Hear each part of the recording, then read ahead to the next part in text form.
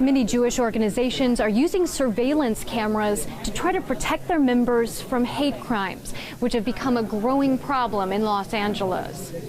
California has more hate crimes than any other state. Los Angeles has more hate crimes than any other city, according to the FBI. Jason Perriard, the director of community security at the Jewish Federation of Greater Los Angeles, says most of these attacks are anti-Semitic in nature. By far, the hate crimes against Jewish people in LA County alone, we comprise over 70% of the hate crimes. There are 662,000 Jews living in Los Angeles, according to the World Jewish Congress. Even though New York City has 3 times the amount of Jews, according to the FBI, New York State has less than half the amount of hate crimes as California. We know that this is the home of the skinhead movement. Perriard says serious threats don't usually come from these white supremacist groups as a whole. The biggest threat of all to any law enforcement officer, to anybody in government, they'll tell you is a lone wolf. And what we mean by lone wolf is somebody who's basically a crazy person who takes on some type of hatred towards the Jewish people or through being radicalized through the internet. The lone gunman who opened fire inside the U.S. Holocaust Memorial Museum in 2009, killing a guard, was an 88-year-old white supremacist. More recent shootings, including the movie theater shooting in Aurora, Colorado, and the massacre of 20 school children in Newtown, Connecticut, were also at the hands of lone gunmen. The Jewish Federation of Greater Los Angeles held its first security fair to put Jewish leaders in touch with security vendors, even those that provide weapons.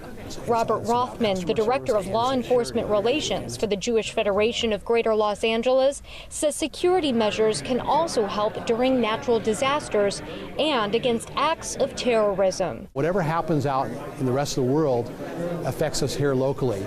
And that's something that people sometimes forget, but with everything that happens out there, you know, there's always that potential, there's that trigger point for something to happen on a local level as well. But many Jewish institutions, such as synagogues, want to remain open and welcoming places.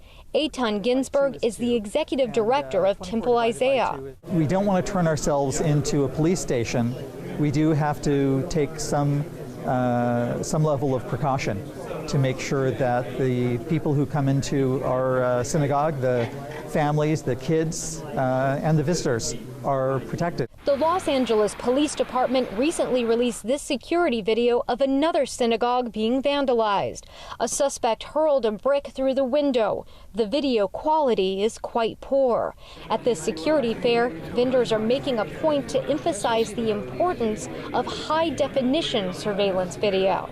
Odds are you're going to capture a license plate or a face, a tattoo, something that's going to be able to help you prosecute and find out who the individual was. This is just one part of a new initiative to combat a growing threat against Jews. Perriard is new to the Federation, chosen for his extensive security background.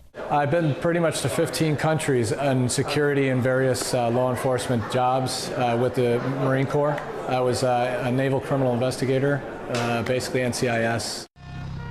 The military position is so revered, Hollywood created a television series called NCIS. No, boss, sorry. Perriard was also a Marine embassy guard stationed in Jerusalem in the 1990s. His children are dual citizens of Israel and the U.S., making him especially concerned with the safety of the Jewish community in Los Angeles. He's come up with a 3-step process to build a database of Jewish organizations with information about which leaders to contact during emergencies, create a system to share information between Jewish organizations, and build a high-tech alert system. If we get information from the Joint Regional Intelligence Center through our local law enforcement partners or the government that there's a threat against the Jewish community or something that would affect the Jewish community, like a natural disaster, we can put out an immediate alert to the entire Jewish community.